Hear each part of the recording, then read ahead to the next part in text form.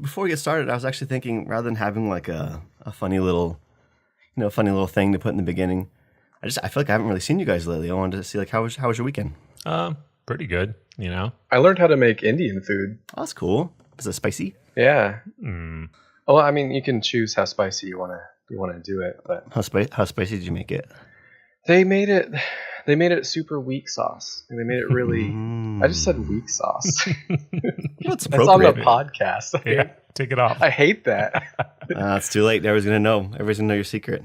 I ordered the complete collection of Free Willy DVDs on Sunday. No, you didn't. I did. No. Yeah, that's a fact. I could show you my Amazon receipt. So, No. Why, pretty good. Why, Roger? because I wanted to get deep in that Free Willy lore. I get it. Yeah, I know. So so this weekend was pretty boring, but next weekend's gonna be wild. Just a Free Willy nonstop weekend. That's really good. We have your bachelor party. Yeah, my Is that bachelor what we're party's this doing the whole weekend. time? I'm not gonna make it. I can't go. Well, no, just bring it so we can all enjoy it. Yeah, we're all gonna watch Free Willy. Yeah. Can I tell you guys that on Friday my car broke down, and so I had to walk home. Oh shit. Yeah, but it was kind of crazy because I was walking by this ravine and I saw someone's body in it. A body? A body. Yeah, in well, a I ravine? thought it was a body, and so I was like, "Hey, do you need help?" And I ran down there, and it was actually just a big pile of garbage. But I was already like, waist deep in the water, and Was the garbage like a cantaloupe floating next to a sack of potatoes Yeah. with two broomsticks sticking out the bottom? kind of actually, it was a lot of bags, and then I found there was a mask. Huh. Yeah. Yeah. So I mean, I got wet and my car broke, but I did actually get to keep the mask, which I actually have it right here. I have it right cool. here actually. Yeah. So that's kind of cool. What's the mask?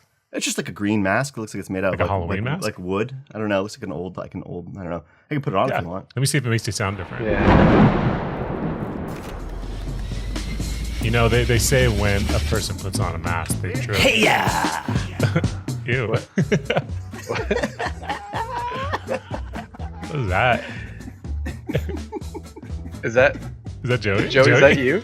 Joey? Oh. Are you asking about that pudgy loser? You got yourself a real hero now. Impressed? Is there somebody else on the call? Crazy how life hands you delicious lemons sometimes. Who is this guy? I want my old friend back. He seems wild. I like him though. What's this thing here?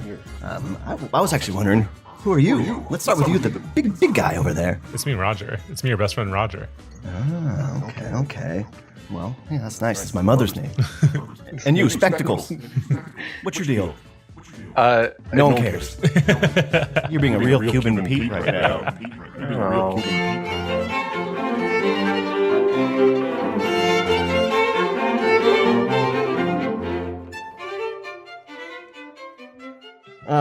Oh. Sorry guys. I don't know. I don't know what came. Yeah, no, I don't know what came over me. Something that was weird. I feel like I have weird foggy memories of doing something very embarrassing. Anyway, welcome to Storyhole. There's always time for one last kiss. I'm Joey. I'm Roger. I'm Kevin. Yeah. Okay. I'm not so sure anymore. I don't know what's going on at this point. Yeah, no, I don't either. I put on my own mask. Oh wow. Yeah, it's What's it like? it's a slice of bologna, and I ate out 2 holes. It's just laying gingerly on my face. Are the holes where your eyes are? Or they're just No, a breathing hole? I couldn't figure out where my eyes were. So Yeah, I can see that.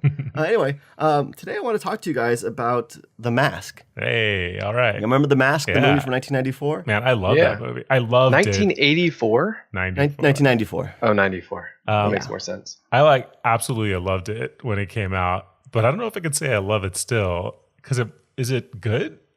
I still like it. Yeah? I mean, I could see why someone doesn't like it, but I still like it. I had a giant Mask poster in my room growing up, and I remember one time one of my sister's friends came over and saw it and said, "You're not cool enough for that poster." And at the time, I was like, "Yeah, right. I'm definitely cool enough That's for this crazy. poster." But looking back on it, man, to not be cool enough for a Mask poster, That's funny, dude. that's pretty low. That's a great insult. Yeah. It doesn't matter what poster it is, just saying that line makes you think. Uh-huh. Kids can be cruel. Yeah. I think you're plenty cool. I think you blew it if you got rid of it. Yeah, I should have kept it. Yeah. It was all stained and ripped up, you know. What? I had to throw it away because there's too many stains on it. Yeah. Okay. So anyway, what do you guys remember about the movie? I was kind of into it because it had that like mythology layer to it. That he was like, I don't want to jump ahead in the story too much, but the fact that That's fine. That he's like a Norse god. I thought that was kind of neat. Cool. Yeah. So in the movie, the mask was imbued with the power of Loki in the 5th century. If any listeners are unfamiliar with Loki, he's the Nordic god of fire and mischief, and he's of Scandinavian origin. The original texts describe Loki as a night god and as a nocturnal creature. In the movie, the mask only works at night, so that makes sense. Is that true? I don't remember that. Mm-hmm. Oh, Mm-hmm. Only that's at cool. night. Well, we learn of that when you see Ben Stein's cameo. He plays a role as Dr. Arthur Newman. He's a therapist and a mask collector. While I'm not going to be going into the Jamie Kennedy sequel or the cartoon series, in those, it's unintentionally ambiguous as to the role of Loki in the mask. Theories state that maybe he was banished into the mask, or maybe he simply placed it on Earth to make chaos for humans, or like an opportunity to make things chaotic for humans. Cool. Hey, can I jump back really quick? What did you say Ben Stein's name was? Dr. Arthur Newman? Dr. Arthur Newman. Does this exist in the same universe as Seinfeld? Is that Newman's first name? Uh-huh. What? Is he a doctor? He's also a doctor. Yeah. Is he really? No, I don't even think that's his first name. He's a postman. That's right. Oh, that's right. Well, it's pretty much the same thing. He's a real servant of the people. Yeah. No, that's fine. But yeah, so in the movie, the powers are associated with the mask. They have no real connection to the god Loki, as we can tell. But I mean, obviously, there's something going on. I will say this though: the lore for both the movies and the cartoon series, they all kind of squish together, and they all kind of have commonalities. And in that lore, prior to Stanley Ipkiss owning the mask, it was owned by Attila the Hun. Whoa. AKA God's Plague, AKA the Scourge of God. But in the comic, it's different. Did you know that they estimate that like some crazy percentage, like 28% of the entire population of Asia can trace their lineage back to Attila the Hun because he just knocked up that many girls in his lifetime? Jeez. Yeah. It's like older bastards like that. Yeah. Is that true? Yeah. Mm-hmm. Wow. He was a wild man. The details about his life, not appropriate for the radio. But yeah, I mean, if you think about it, he was kind of like the mask. ODB? Old Dirty Bastard? Yeah, I feel like if I was going to pick any two people and or characters from my life that I feel like are exactly the same, it's those two. I would agree. But yeah, so the whole thing with the Loki, it's a little different in the comics, and that's kind of where I'm actually going to be getting into today. Is there are some very, very big differences between the comics and the movie. Now we have an explicit tag on our podcast, but let me just double up on that and just say everything that we're talking about today is very, very much not appropriate for kids. So anyone listening, turn that radio off. Unless you don't have kids around, keep it on. Yeah. No, just turn it off. Don't just turn it off now. Turn it off. It's not appropriate for anyone. It's not appropriate. Really quick, I just looked it up, and that was Genghis Khan, not Attila. Yeah, I was going to say so something. you might want to cut that part out. Okay, no problem. All right, so in the comic, however, it's not just the mask. It's not Loki. It's called the Not Ordinary Mask. It was created by an unknown tribe in Africa. Ancient shamans used sacred and secret knowledge of magic to imbue a jade mask with red eyes with powers that would give the wearer a fictional magical reality. Cool. This would give the user physical invincibility and the ability to manifest tangible objects from nothing. The original mask comic was inspired by a hybrid of the Joker and another DC character called the Creeper, a green man with wacky laugh and enhanced abilities that was created in 1968. Additionally, the mask has many crossovers, which include a comic where the Joker himself gets the mask. Really? Oh, God. Mm-hmm. Oh, man, that must be incredible. But also, there's a recent adaptation for children called Itty Bitty Mask. It stars a mild-mannered zookeeper named Herman Shazbert, and he buys his wife a strange mask. He and his whole family want to try it on, and also the second issue has a giraffe wearing it. But the main comic is not at all that wholesome. Let's get into the original stories just so we can kind of pop back and forth for comparison. Can I ask really quick? Did the comic come before the movie? Yes. What? Okay. The comic was made in 1991, and then they continued making it about 1996. They still make issues, but they're not at all what the original canon stuff was. So we're really going to be talking about the first set of them, which includes when Stanley Ipkiss has the mask, and then following what happens after he loses it. Cool. In the movie, do you guys remember Stanley Ipkiss, Jim Carrey's character? Yeah, he's kind of a square, right? He's kind of a square. A little He's timid. kind of a weakling, yeah. And so, the movie's more or less a classic story about the weakling getting empowered. If you remember, it's about a likable yes man. He's kind of a wiener, but he's also a hopeless romantic, and we're all pulling for him. He's got a cute dog and a bashful attitude, because that's what heroes are a lot of the time. But the difference between the movie Stanley Ipkiss and the comic Stanley Ipkiss is that he's pretty much just a deplorable human being. Oh, really? And when he puts the mask on, he's just a psychotic monster. Oh my god. He's known as the Big Head, and or even the Big-Headed Killer when he is wearing Oh, it. shit. So they don't call him the mask. They just call him Big Head? Yeah, the Big-Headed Oh, guy. God. Big-headed killer. Yeah. He murders. I don't know how I want to do this. Yeah, It's going it's to too ruin late some now. memories. Yeah. Somebody stop me. How big is his head? I feel like it's not even that big, but it's the features that you see. When he's like smiling, his teeth are gigantic and he has really menacing big eyes. But his head itself isn't that big. So I think it's probably just that. They call him the big head. It's more big in personality, you might say. Yeah, very much so. So let's just go ahead. I'm going to walk you guys through the first 4 issues. We're going to go pretty quickly. They're short. They're not very long at all. And this is going to give us the tale of Stanley Ipkiss.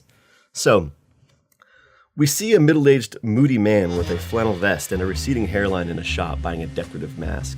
As he's walking out of the shop, some bikers drive by and splash his car. So he yells, "Hey, you fucking pile of shits!" Good plan. These bikers, known as the Butchers, Oh, man. they turn around and then they kick the shit out of our old pal Stanley Ipkiss. Oh, Yeah. So as he drives home, he's daydreaming about standing up to them, as we all do from time to time, but in a slightly more comic fashion. So he's hitting them with wrenches, he's chasing them with flamethrowers, and then he shoots one in the head. oh shit. His idle thoughts are interrupted by a voice that says, "What are you waiting for? Let's go waste those Nazis." And he looks around, but there's no one around. So he opens the door, he heads into his apartment, and we meet his unusually babely girlfriend, Catherine. It seems like they're having a fight, but then he presents her with a gift. It's the mask, to which she's ecstatic. She goes from bitter to overjoyed in about 10 seconds. They flirt and they go to dinner and they presumably bone down that evening. And then when Stanley wakes up, he's in the same wild pajamas that we see in the movie. He goes to the bathroom, and on top of the toilet, the mask is just sitting there waiting for him. Perfect spot. Naturally, yeah, exactly. There's a mirror there, you get to put it on. Yeah. And so he does. The mask, it wraps itself around his face in a fury. We see an obscenely large, demented smile emerge, and his wild pajamas turn into a suit with the same pattern. Hops out the window, he goes down into the alleyway, he starts walking around the city. We're introduced to our masked figure for the first time. The text is a tad exposition heavy as he literally starts debating out loud if he has powers or not, but that's cut short by a thug that shoves him and starts with the standard intimidation routine. Where's this guy live? In the city, it's like New York. It's a dangerous part of town. Yeah. But this isn't Stanley Ipkiss anymore, though. It's the mask. And so the mask swings on the guy and punches him in the face. So you want to guess what happens? His head explodes. Yeah. That's my guess too. Nah, he hurts his hand and he starts whining. Then he drifts into the street and gets hit by a car. What? We now see a really very bloody face as the driver blurts out that he's going to take off. It's no problem, though, because Stanley, as the mask, gets up, brushes himself off, and he's totally fine. With this, he realizes he can be a hero and starts monologuing about sharing his gift with the world. So does Stanley Ipkiss still know that he's Stanley Ipkiss, or is he just somebody totally different right now? He is Stanley Ipkiss descending into madness. Okay. Yeah, the idea is the mask, it brings your innermost desires to life and then makes him fairly uncontrollable. What do you think that would do to you? What's What's your innermost desire? Gosh, I'd probably just want to eat garbage, Yeah. delicious food. I'd want to pet every animal. That's pretty much it, though. Yeah. How about you? Probably go to the beach. Probably hit the waves. What about you, Kevo? Chess tournament. Oh, do you think it'd make you smarter? Yeah. Like you'd be better at chess? I guess so. Only at chess though, probably. Yeah. Checkers are still garbage at. Yeah. King me. They just say no. I don't think so. So anyway, he realizes that he has all these powers. He realizes that he can't really get hurt. And so he says, I'm going to go off and become a hero and save the world. And then an actual speech bubble. But first, ... He stops by our old pals, the Butchers, the gang from before. He stops by their hideout wearing a white tuxedo. The large homophobic biker that greets him at the door calls him a fruit. So the mask replies, "Did you just call me a fruit?"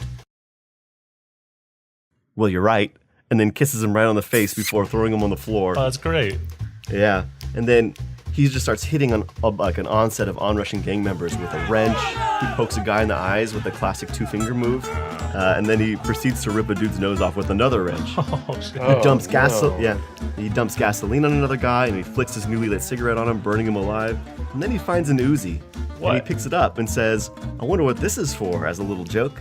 And we see in this shot, we see him from the front, revealing that there's a grizzled man behind him with a double-barreled shotgun. He empties 2 rounds into his back, which reveals 2 giant holes where his ribcage used to be. But it doesn't really bother him. So he just starts laughing, and then he turns around and he just unloads the Uzi into the grizzled man and everybody else that's in the room. Shit. The last thing we see is him walking away. The gang hideout is now engulfed in flames, and he says, "Thanks for the free beers, fellas." That's rough. Okay? So Yes. So his powers, he doesn't have strength or anything. He just can't be hurt. He can't be hurt. Wow. But he can actually stretch his body a bunch. Huh. So he has a little bit of control over being able to manifest stuff from scratch, kind of like a Green Lantern situation. Okay. He can make his body stretched into like unearthly proportions, and then he also can't really get hurt. He doesn't really feel pain or anything like that. Those are good powers. It's like Yeah. the ultimate set. Yeah. The first issue ends with a scene back at home. Catherine awakens she hears something going on. It's clearly Stan. He's back at home now, messing around the bathroom, and she peeks through the little door and sees the mask itself. She's taken back. She thinks it's a monster, but a quick flick of the wrist, he takes the mask off. He opens the door and assures her that there's nothing else going on. So everything's fine. Sure enough, he hit it. She doesn't really know anything. She's none the wiser. And then we just see the TV in the background that accounts for sightings of the masked figure for the first time. So the mask from the movie has its NC-17 moments. It jokes about condoms and cartoonish Tommy guns, but by all means, it's kind of a kid's Yeah, movie. for sure. It was like a preteen movie. Yeah, it emphasizes the cartoon elements with like Bugs Bunny-style sound effects and over-the-top CG depictions of rubbery body movements and exaggerated expressions. In the comic, however, it's very clearly brutal. It's filled with obscenely graphic depictions of violence and cursing. One page depicts a man slowly cutting his face open for fun. Oh, God. What? Literally several panels zooming in on his cauliflower ears and a knife that he's digging into his own cheek as the man he's talking to gets notably squeamish. Why?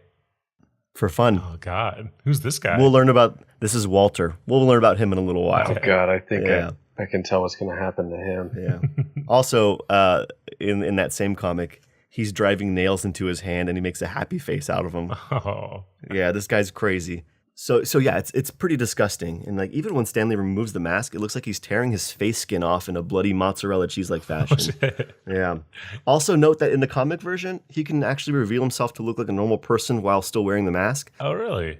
He can like hide it? Yeah. So he'll have his normal face and then he'll rip that off and then he'll have the mask and then he can also rip that off and still have his normal face underneath. That's really good. Yeah. So It's very cartoon. it's very cartoon, and he uses it as a disgusting sort of gotcha gag. So by the second issue, a month has gone by. Stanley and Kathy are arguing. He's wearing fatigues and watching the news again. He's obsessively just watching the TV and appears to be checking off a list of people's names. He's become infatuated with women and guns, and he's, by all accounts, moved on from being a dweeb-ass nerd to just a verbally abusive asshole. It's as if the power's either gone to his head or poisoned him. It's kind of like the ring from Lord of the Rings. Oh. And as Kathy confronts him, he curses her out and maybe even hits her, but we can't quite tell. Dang. So he heads out of the apartment, he grabs the mask, and he just stomps off. Do you think that So that's he- the mask making him into a jerk? Or do you think it's just like, those are his inner desires? He's always been a jerk and it's bringing that out. I Yeah, feel like I that's think- it. Yeah? It's probably that he was a weakling, and now that he has this power, He's abusing it? It's gone to his head. Yeah, Ah. exactly. I interpret that's- it kind of like alcohol, where it kind of gets rid of your inhibitions and your true inner self. So is he like always wanted to outlawed. be an asshole, but he's Yeah, just he's just yeah. doing doing like it. that. Huh. Yeah. Yeah.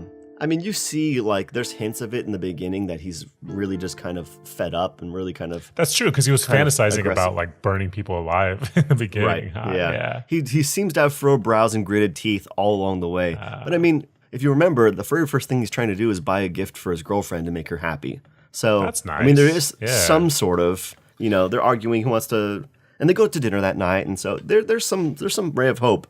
But at this point, it's just gone, so... Also, I feel like fantasizing about burning people alive. I mean, do you guys do that like when you're driving home? No. You don't? No. I don't fantasize about burning people alive, but I definitely fantasize about like situations where, I think I've told you guys about this before. When we all used to live in the same house, I would imagine coming home and looking through the window and seeing that there's a gunman there holding you all hostage. You're all like tied to chairs. And I think like, what, you know, I got to save him. What am I going to do? Roger, save us. Yeah. Roger, save us. Do you remember what my plan is? I absolutely do, but I want you to say it. So my plan, if there's ever a hostage situation, is I'm just going to take off all my clothes, so I'm just completely naked. And for some reason, I have a gun in this scenario, and I'm going to put the gun into my mouth and walk into the house just totally nude with a gun in my mouth. And I feel like that scene would be so disconcerting that the gunman might be kind of concerned for me. You know, he's not going to be like, oh, this guy's a threat. He's going to be like, oh no, like this poor man. And then I just turn to the side and shoot him right through my cheek. You'll never see it coming. And then I save the day. I like shooting it through your cheek. I pull it with my really tongue. quickly flick it at him. There's no time for that. Yeah. You know what I would do? What? I would get a bunch of dog dookie and spread it all over my body and run gross. after him. Because he's just going to run away. There's no way he's actually going to take the time to shoot me. He's going to be like, oh, gross. Ugh. Yeah, that's very good. Kevin, how are you going to save us? I'd probably just like bring some cookies.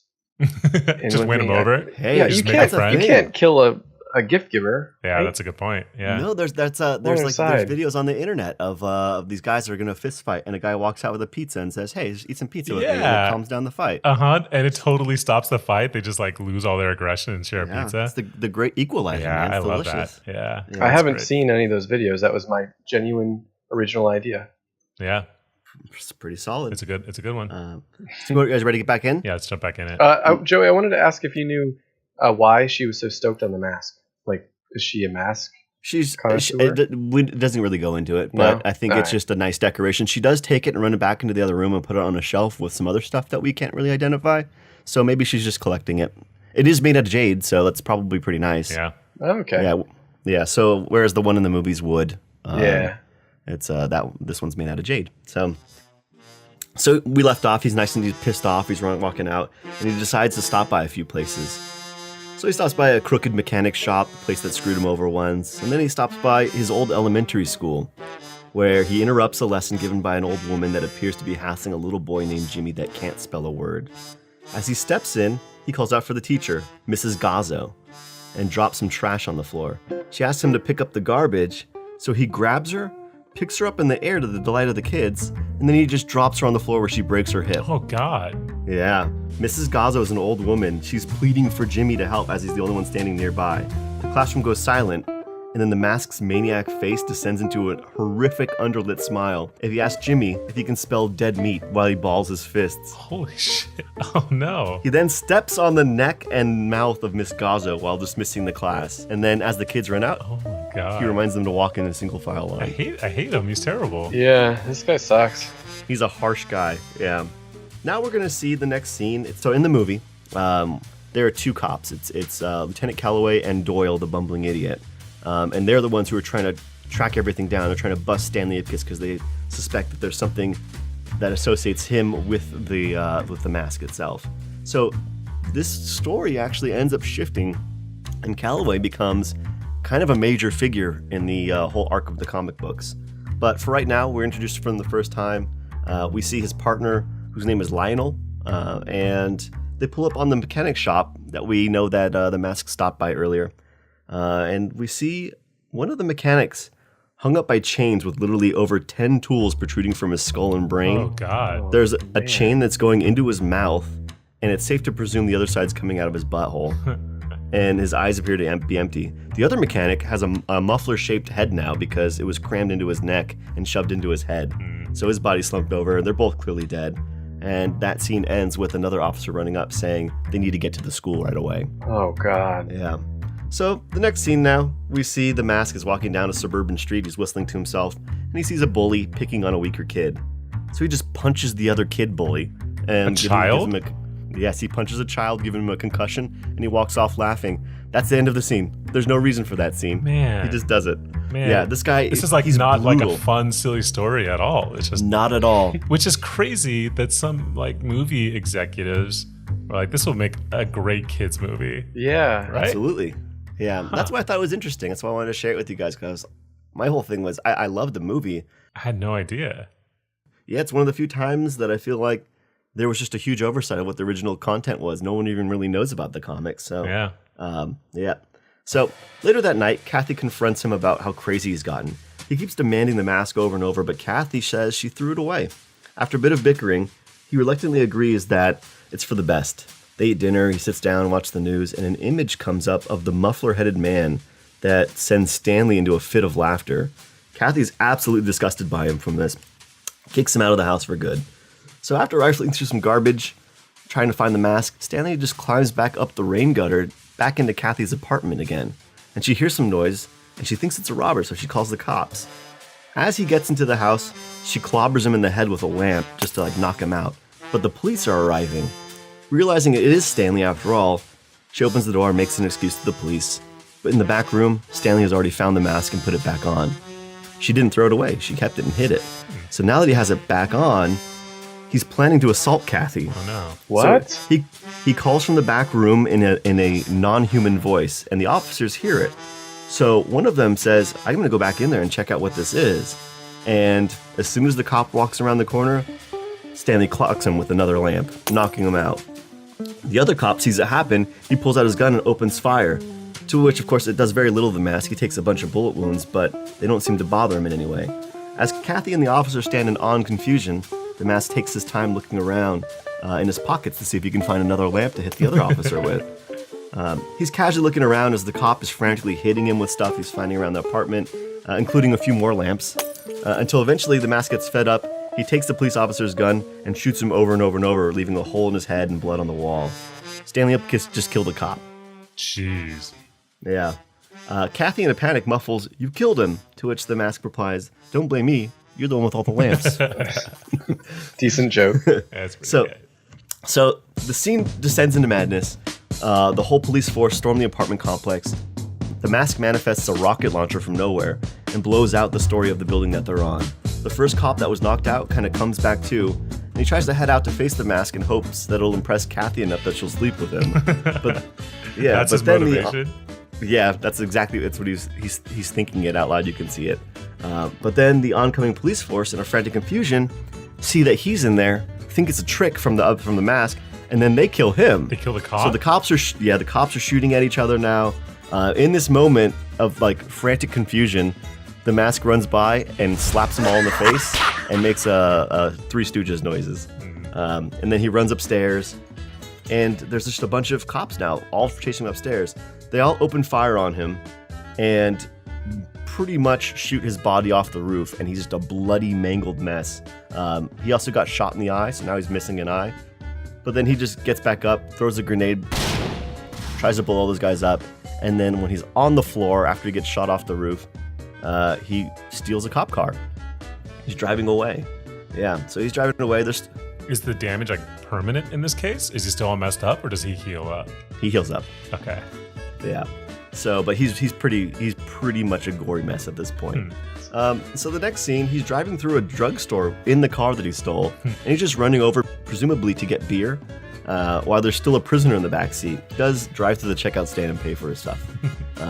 So as he takes off, Calloway and his partner catch up. They're driving 90 miles through the city. The cops try to hit the mask's car, even despite having a prisoner in the back seat, and it's successful. The car crumples, it kills the guy in the back seat, to which the mask says, "It was nice knowing you." But then the mask, he's of course all healed up, and in an instant, he's on top of the cop's car now with a giant axe and a flamethrower and a Deadpool-esque break of the fourth wall, to which he says to the reader, "I bet you're wondering where I get all this cool stuff, huh?" So he's just torching and gunning everyone inside at this point. We just see blood and teeth and eyes and skin God. flying off people's heads. He even goes up to one cop, puts his gun in the guy's pants, and just shoots him in the penis until he dies. Aw. Yeah, it's pretty rough. So at that point, Stan returns home, and he's now just kind of casually talking to a mask like an old friend, which he's no longer wearing. They agree it's time to leave town, and as an unarmored Stanley packs his bags, he is shot by a now mask-wearing Kathy. Whoa. Stanley Ipkiss dies by issue 4. No way. And that's it. What? And his girlfriend puts on the mask? Yep. Kathy is now going to be the mask. Was that? Do you think Oh. is that the mask's choice? Did it like decide to find a new wearer? No, I don't think so. She I just think wants it's to put just it on. Does she? there's just a crazy thrall for Yeah. Huh. In the very beginning, if you guys recall, there was the call from the mask saying, "Let's go kill those Nazis." Mm-hmm. It's that's supposed to be, I think, the manifestation of the thrall of the mask trying to get you to wear it. Oh. So Yeah. it called to Kathy, I think, and made her want to wear it. Yeah, but also we find out that Kathy kind of has a little bit more. She's a redeemable person. She's got to be better we're than gonna- Stanley. That guy's the worst. Yeah. He's pretty bad. And in fact, actually, after Stanley dies, it goes through a series of owners. It starts off with Kathy, but immediately she takes it to Calloway, Lieutenant Calloway. She puts it in his hands because she realizes that it's a problem. So now Calloway has a short stint where he's the mask now, and he's trying to use the powers to stop crime. What? But he starts losing his marbles too, and he almost kills his best friend. So at this breaking point, he decides it needs to be rid of. He goes into his basement, he digs a hole, he buries it for good. But criminals break into his house, and he's scrambling to defend himself. So he runs downstairs just to grab it, just to, put it back on so he's okay. As he unearths it, he's shot in the back. And The Calloway common is now, theme. yeah, Calloway is now presumably dead. The criminals take the mask, and as a funny goof, one of them shoves it onto a weaker guy that's also a criminal, which transforms him into the mask now, and again the cycle continues. The mask uses its power to rule the mob. He blows up a wedding to kill a rival mob boss, and the next whole series is just following this man now, using it for evil, to raise his power. Yeah. Anyway, Kathy finds out about Calloway's murder and blames herself, so she infiltrates the crime scene to get the mask back for herself. She's the only one that realizes exactly what's happening because she put 2 and 2 together when Stanley killed the cops and the mask went missing. The mask makes people into monsters, and now she takes on herself to return everything back to how it was. Realizing the power of the mask, she puts it on when she gets into the mob scene and single-handedly goes after the mob, killing everyone but one man. So remember the guy I mentioned that cuts himself for fun? Joey, how did she get the mask? She just tries to infiltrate the mob. She pretends to be kind of a bad person. It's really quick. There's not a whole lot of back She lore does to like an that. undercover mission to go steal it back. Yeah, Gotcha. it's a personal undercover mission to to steal the mask back and then overthrow the mob that allegedly killed Calloway.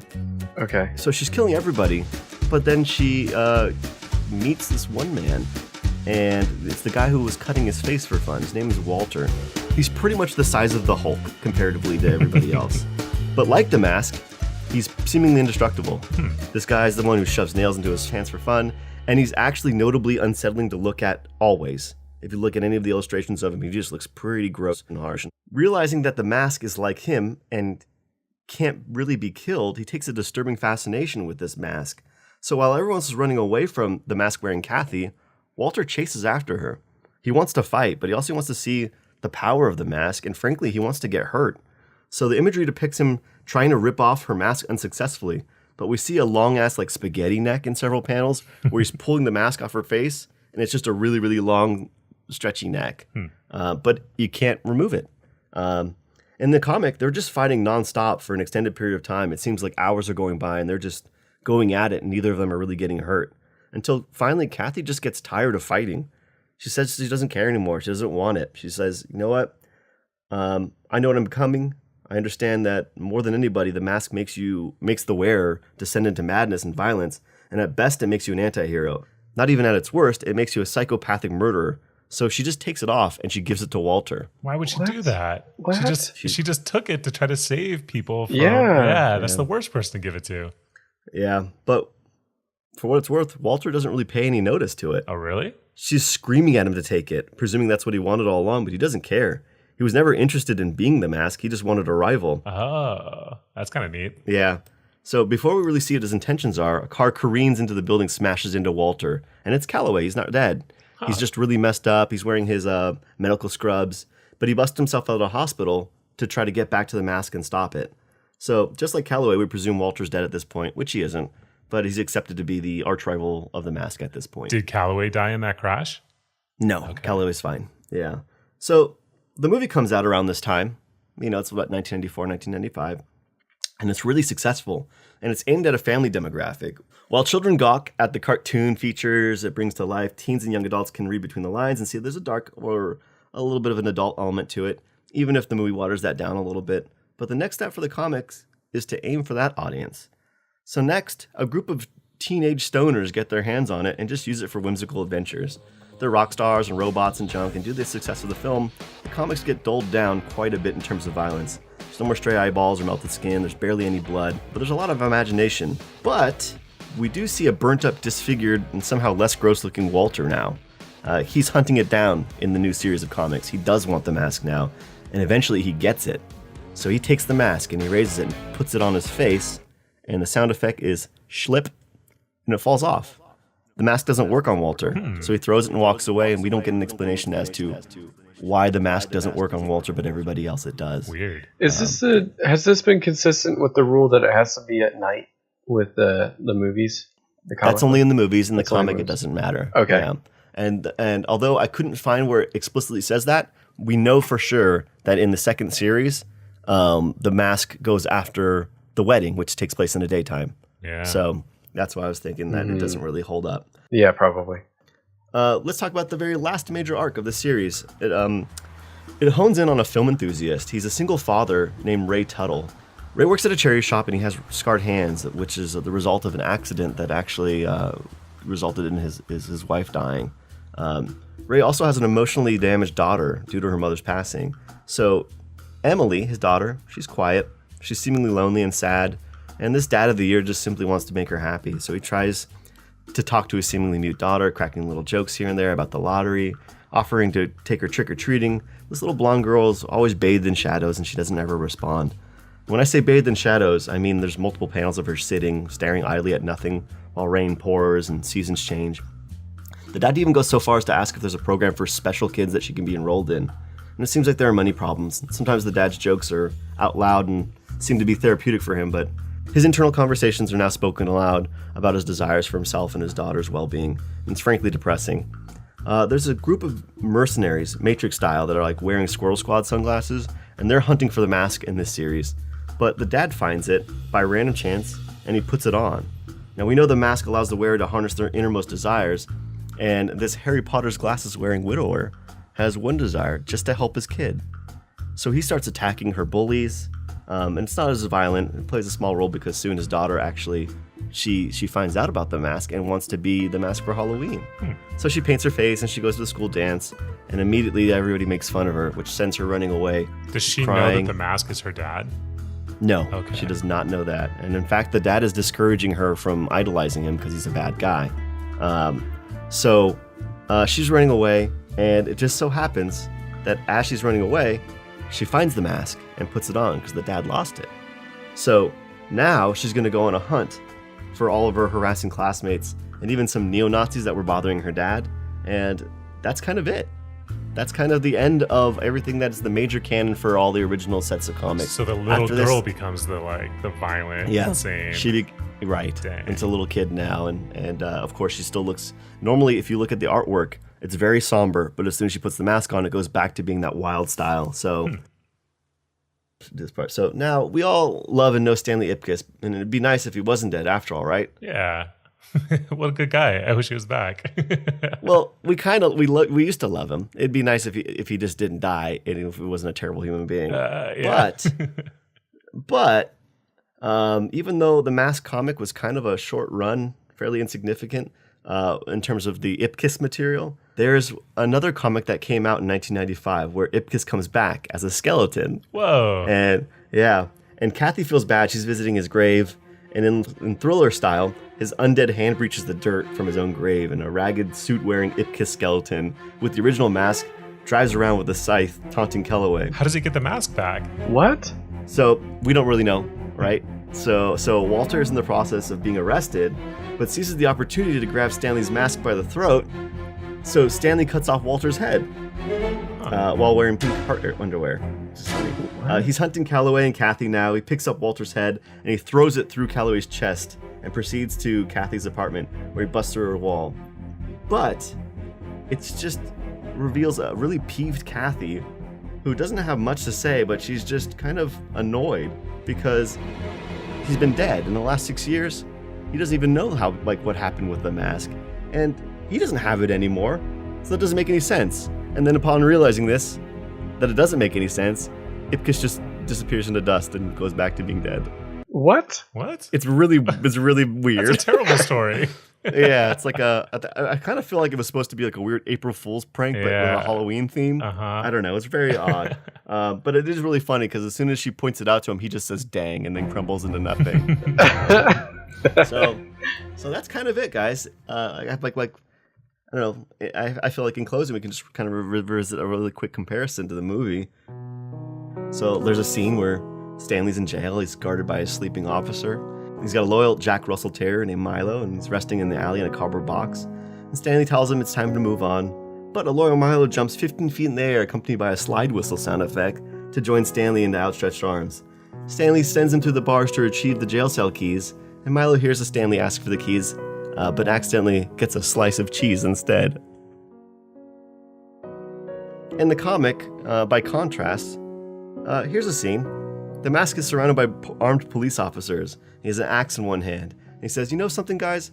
I've always felt that guns stress too much in our culture. How about you?" And then they don't reply. And when they don't, he yells at them, "I asked you little pussies a fucking question," and murders all of them. Oh, shit. So, what? Yeah. I mean, very, very different. They really took that in a different direction for the movie. Yeah. Yeah. But yeah, so that's it. Just wanted to kind of, that's the end of it. The rest of it that happens after that is fairly watered down, wacky adventures that don't really matter.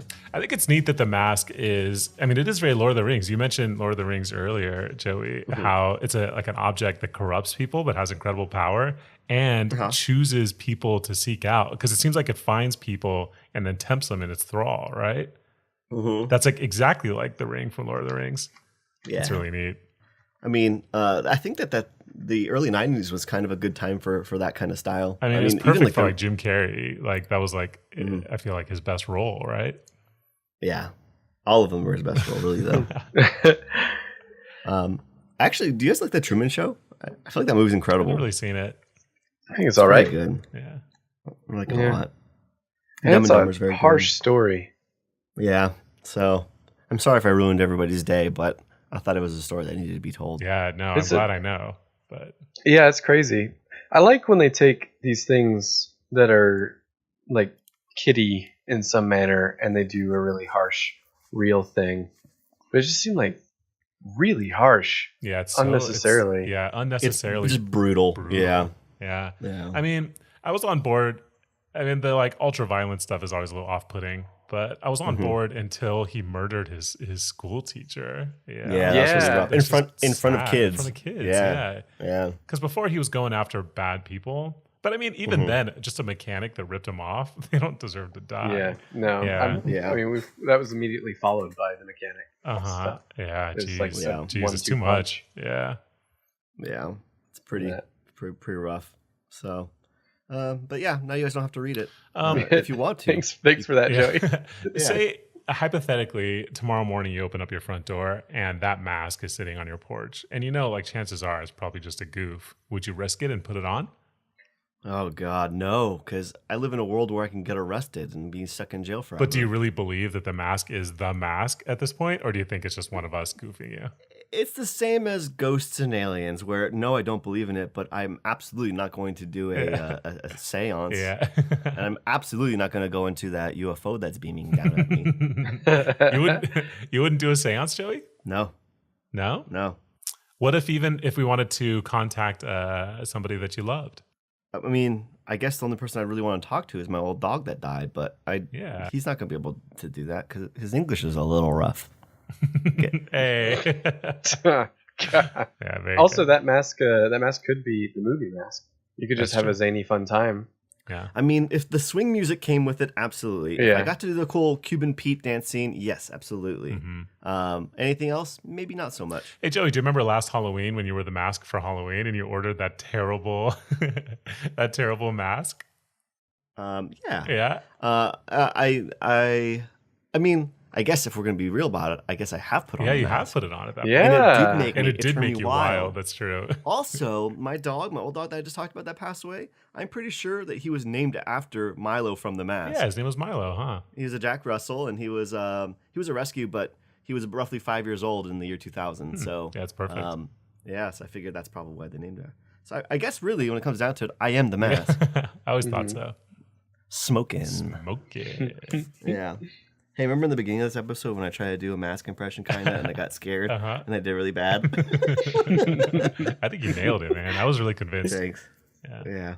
Hey, man, can't make the scene if you don't got the green. That's what I always Yeah, say. that's true. What's that mean? It means that I got to go rob a bank so I can make some money and impress girls at the bar and the club. Oh. Yeah. Is that a quote from the movie? Yeah. I threw a few of them in here that I like that no one's going to even care about. But let's just backtrack once, and I do want to give you my best Dorian impression. Okay. If that's okay. Who's Dorian? Dorian's the main bad guy in the movie. Okay. This is the end scene. Cameron Diaz is tied up, and she's asking for a kiss as a clever diversion tactic, so that he'll take off the mask and she can kick it, and Stanley Ipkiss can retrieve it. All right, ready? I'm ready. Mm-hmm. So she says, "I want a kiss from the real Dorian," and then he says, "There's always time for one last kiss." I hate that. It's so gross. Is that really what it sounds like in the movie? I feel like I've nailed that. It's perfect. I'm not kidding. I did a very good job. Yeah, I believe it. Yeah, well, that's a spicy meatball, huh? That's another one. Just tossing just left and right now, Yeah. willy-nilly, as many as I can fit in. Smoke, all right, smoking. well, that's pretty much it. Yeah, smoky. Smoky. All right, well, Good story, anything Joey. else, That's guys? good. No, I like it. Yeah. Yeah. All right. Sorry, everyone. Bye. Bye. Wait, if you want to hit us up on our social media, Yeah. we've got Instagram at Storyhole Podcast. Yep.